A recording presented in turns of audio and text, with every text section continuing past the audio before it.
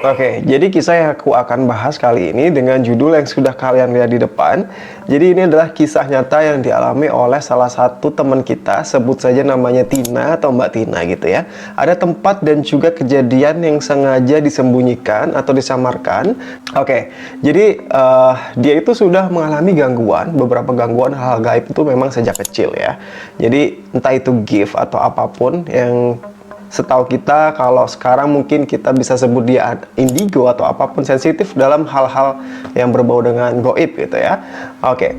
Nah, Mbak Tina sendiri mengatakan bahwa memang sejak kecil sering mengalami gangguan atau juga sering mendapatkan fenomena ya berbau dengan hal gaib. Jadi walaupun sampai sekarang itu frekuensinya berkurang karena dia juga katanya belajar dan berusaha cuek untuk hal tersebut ya. Dan awal pengalaman mistis yang dialami oleh Mbak Tina ini itu dimulai sejak tahun 90-an ya gitu. Nah pokoknya di tahun itu kata Mbak Tina itu belum semodern seperti sekarang. Jadi banyak jalanan yang masih gelap, minim penerangan, kemudian belum ada handphone, dan kanan kiri dari jalanan yang biasa dia lalui itu didominasi dengan kebun jeruk. Jadi sebenarnya tempat tinggal itu notabene masih ada di kawasan keramaian, cuma ketika itu posisinya memang desanya itu kayak dibagi menjadi dua, ada di bagian atas dan bagian bawah gitu. Nah di lokasi itulah awal mula terjadinya kisah mengerikan atau kisah goib yang dialami oleh Mbak Tina ini gitu ya. Oke, jadi lokasi tepatnya katanya rumahnya itu ada di pinggir sawah menghadap ke kebun. Kebun itu kebun yang luas milik tetangga yang kebanyakan ditanami oleh jeruk seperti aku bilang tadi ya, pohon-pohon jeruk gitu. Nah, jadi nuansa dari rumah Mbak Tina itu memang terkesan adem dan memiliki kolam ikan di depannya gitu ya. Ditambah lagi memang dindingnya itu masih terbuat dari kayu gitu. Nah, posisi tepatnya di kiri rumahnya itu cuma ada satu tetangga, kemudian sebelah kanannya ada tanah lapang ya gitu, yang penuh rumpun bambu, dan satu pohon kelapa persis itu ada di samping kamar dari Mbak Tina ini. Nah, katanya pohon kelapa itu yang membuat dirinya itu trauma sampai sekarang. Oke, jadi cerita dimulai dari Mbak Tina ini usia 3 tahun, sekali lagi. Jadi dia tuh jarang banget tidur malam ya, lebih sering ikut ibunya untuk berjualan. Jadi ibu Mbak Tina ini memiliki warung di sebuah pertigaan, dan hampir setiap malam Mbak Tina itu ikut dengan ibunya berjualan di warung tersebut. Nah, di sana setiap harinya, setiap malamnya, ibunya Mbak Tina udah capek berjualan, tapi harus menggendong juga Mbak Tina yang masih kecil ketika itu gitu ya. Nah, anehnya rekan Mbak Tina ini selalu berhenti setiap pagi menjelang. Dan ketika pagi menjelang, Mbak Tina itu selalu mau diajak pulang ke rumahnya. Itu kenapa ibunya selalu bela-belain bawa dan gendong Mbak Tina, karena memang setiap malam menjelang Mbak Tina itu selalu nggak betah ada di rumahnya. Nah, seiring berjalannya waktu, Mbak Tina masih seperti itu ya. Frekuensinya selalu tidak berhenti menangis setiap malam. Ketika itu, nenek dari Mbak Tina ini itu mencoba membawa Mbak Tina ini ke beberapa orang pintar ya. Jadi kayak alim ulama ya, untuk berikhtiar mencari kesembuhan. Mbak Tina itu sebenarnya kenapa sakit, atau memang dari bawaan oroknya memang sudah begini, memang cerewet, atau kenapa gitu ya. Dan semua orang-orang pintar yang selalu didatangi oleh neneknya Mbak Tina ini menjawab memang Mbak Tina ini katanya diganggu makhluk tak kasat mata. Nah, tapi anehnya gangguan itu hanya dialami oleh Mbak Tina sendiri. Jadi seperti ayahnya, ibunya, bahkan neneknya itu tidak pernah mendapatkan gangguan yang dialami oleh Mbak Tina ini. Nah, setiap Mbak Tina dibawa ke orang pintar, itu selalu dibekali dengan doa-doa, jampi-jampi gitu ya, air, bahkan ada kembang 7 rupa yang mengharuskan Mbak Tina itu mandi gitu ya. Bahkan ini menyangkut pohon kelapa yang ada di samping rumah Mbak Tina, yang akhirnya membuat trauma yang sangat berat sampai sekarang ini. Nah, trauma pohon kelapa yang aku bahas tadi yang diceritakan oleh Mbak Tina itu bermula ketika neneknya kembali membawa Mbak Tina ke salah satu orang pintar ya.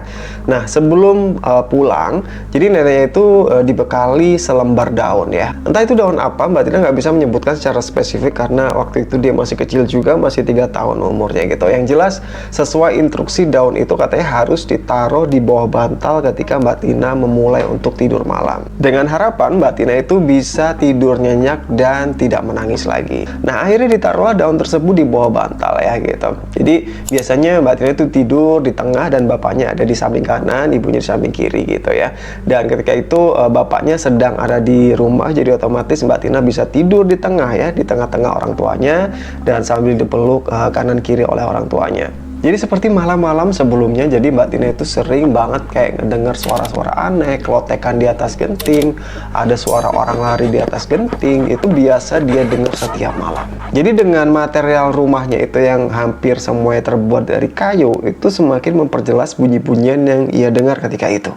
Jadi kamar Mbak Tina itu memiliki jendela kecil yang katanya itu langsung menghadap ke kebun ya gitu. Dan entah kenapa dia itu menengok jendela tersebut dan posisinya jendela itu tiba-tiba terbuka. Hal itu mustahil karena Mbak Tina tahu ibunya itu sangat teliti, apalagi membiarkan jendela terbuka di malam hari dengan kondisi putrinya yang terus mendapatkan gangguan makhluk halus itu tidak mungkin terjadi ketika itu. Jadi ketika itu Mbak Tina sangat jelas melihat, jadi posisi jendelanya agak tinggi.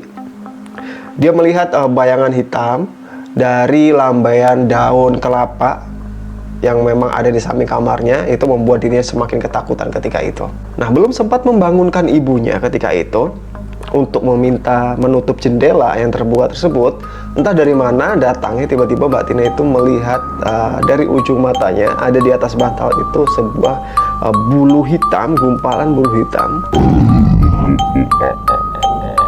Dan refleks itu membuat Mbak Tina menjerit dengan sekencang-kencangnya malam itu. Ibu Mbak Tina lantas terlonjak ketika itu dan bangun dan memeriksa bantal yang ada di sampingnya. Dia melihat juga di bawah bantal, daun yang dibawa neneknya dari orang pintar berubah menjadi ulat bulu yang sangat besar. Belum hilang kaget yang dirasakan oleh Mbak Tina dan kedua orang tuanya, keluarga tersebut kembali histeris ketika melihat sekeliling dinding kamar mereka dipenuhi dengan ulat bulu. Dan suasana menjadi sangat chaos malam itu. Bapak Mbak Tina sibuk membakari ulat-ulat bulu itu dan ibu Mbak Tina juga sibuk untuk memukuli ulat-ulat bulu itu menggunakan teklek. Bahkan nenek dari Mbak Tina juga terbangun dan ikut membasmi ulat-ulat bulu tersebut. Masih menjadi tanda tanya dari mana ulat-ulat bulu tersebut datang. Apakah memang dari pohon kelapa yang ada di samping rumahnya atau memang itu adalah gangguan makhluk halus yang memang tidak mengizinkan Mbak Tina untuk tidur walaupun hanya semalam. Nah, karena kejadian itu Mbak Tina menjadi sangat fobia sampai sekarang ini ketika dia harus melihat ulat. Even ulat itu hanya ulat kecil gitu ya, karena kejadian yang dia alami ketika itu. Nah, sejak insiden munculnya ulat-ulat tersebut, jadi nenek dari Mbak Tina ini kayak udah nyerah dan berhenti untuk membawa Mbak Tina ke orang-orang pintar lagi. Nah, hari-hari Mbak Tina masih terasa sangat berat ya, dengan tangisan dan rewelan yang ia rasakan gitu. Bahkan gangguan itu dia rasa tuh bingung kenapa dia bisa seperti itu ketika itu ya. Dia masih ada di gendongan ibunya dan masih ikut berjualan sambil nunggu bapaknya pulang kerja kayak gitu.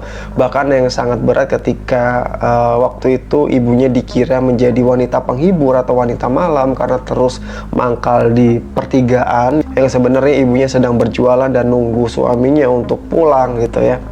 Tapi untungnya kayak ojek pangkalan yang ada di situ tuh baik banget dan ngejagain ibu Mbak Tina ketika itu gitu. Nah, sebenarnya gangguan yang setiap malam Mbak Tina alami itu, kalau diingat-ingat katanya itu selalu datang dari atas rumahnya atau atap gentengnya dan juga dari kebun sebelah. Jadi dia tuh sering melihat kelebatan hitam kayak putih-putih duduk di atas pohon jeruk, yang setelah dia gede sekarang ini baru dia tahu dan paham kalau itu yang dinamakan genderuwo dan juga kuntilanak.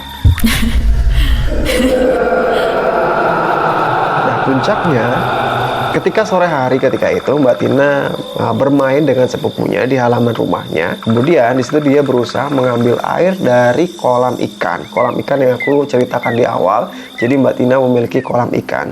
Kemudian dia berusaha mengambil air di situ. Entah dari mana dia seperti mendapatkan dorongan dan airnya jatuh ke dalam kolam ikan tersebut. Yang notabene kolam ikan tersebut memiliki kedalaman 1 meter. Kalian bayangin anak umur 3 tahun jatuh ke dalam air yang kedalaman 1 meter itu bakal sulit untuk menggapai permukaan. Jadi ketika itu katanya Mbak Tina berusaha menggapai apapun yang ada di atas air tersebut, tapi dia merasa seperti ada yang menekan kepalanya ke bawah. Dia masih terus berusaha menyelamatkan dirinya Dan ketika itu posisinya sepupu dari Mbak Tina ini langsung histeris dan teriak-teriak untungnya, yang membuat bapak dari Mbak Tina itu datang dan akhirnya menarik tubuh Mbak Tina ke atas. Dan dari situlah menjadi puncak kemarahan dari bapak Mbak Tina. Yang dia bisa ingat, kemarahan bapak dari Mbak Tina itu bukan marah kepada Mbak Tina, tapi marah dengan semua gangguan yang Mbak Tina harus alami. Jadi bapaknya itu sangat mengerti gangguan tersebut itu bukan gangguan atau keteledoran dari Mbak Tina sendiri, tapi memang gangguan dari makhluk halus yang terus mengusik putrinya sampai saat itu. Jadi beliau, bapak dari Mbak Tina itu seperti mempunyai insting ya. Jadi beliau tidak mikir dua kali, langsung mengubur dan meratakan kolam ikan tersebut dengan tanah. Nah, akhirnya beliau, si bapaknya Mbak Tina ini kembali mendatangi orang pintar. Jadi ada salah satu ulama yang akhirnya didatangi oleh bapak dari Mbak Tina ini, dan beliau memberitahukan bahwa memang semua gangguan yang dialami oleh putrinya itu menjurus ke arah bahaya, dan memang penghuni yang terus mengganggu putri itu berasal dari kebun jeruk yang ada di sebelah rumahnya. Nah, sepulang bapak Mbak Tina dari rumah ulama tersebut, belum pernah sebelumnya Mbak Tina itu melihat wajah bapak itu semarah itu. Jadi Mbak Tina melihat bapak itu sibuk mengasah parang, dan tak lama terlihat menerobos kebun jeruk yang ada di samping rumahnya. Bapak Mbak Tina di situ langsung menebangi semua pohon jeruk yang ada di samping rumahnya, yang sebenarnya itu bukan pohon jeruk miliknya, tapi milik tetangganya. Semua pohon jeruk ketika itu ditebangi beserta dengan semak-semak yang ada di sekitarnya. Jadi terlihat katanya bapaknya Mbak Tina itu sambil komat-kamit membaca doa, sambil menyumpah surapahi semua makhluk halus atau makhluk gaib yang ada di situ karena sudah mengganggu putrinya dan mengancam nyawa dari putrinya. Tak cukup sampai di situ, bapak dari Mbak Tina juga mengambil minyak tanah dan juga bensin dan menyiram semua kebun jeruk itu dan membakarnya tanpa tersisa. Nah, karena tanpa izin pemilik kebun tersebut, alhasil besok paginya pemilik kebun itu marah ya melihat kondisi kebunnya sudah rata dengan tanah, hanya menyisakan arang dan juga kepulan asap. Pemilik kebun tersebut tentunya sangat marah dan terkejut ya, siapa yang sudah merusak kebun jeruknya. Nah, akhirnya bapak dari Mbak Tina itu mendatangi si pemilik kebun dan menjelaskan semua kejadian yang keluarganya alami. Bahkan bapak dari Mbak Tina juga menyodorkan ganti rugi yang akhirnya juga ditolak oleh pemilik kebunnya dan memahami situasi yang dialami oleh bapak dari Mbak Tina ini. Nah, sejak kejadian itu gangguan itu memang berkurang sangat drastis ya gitu.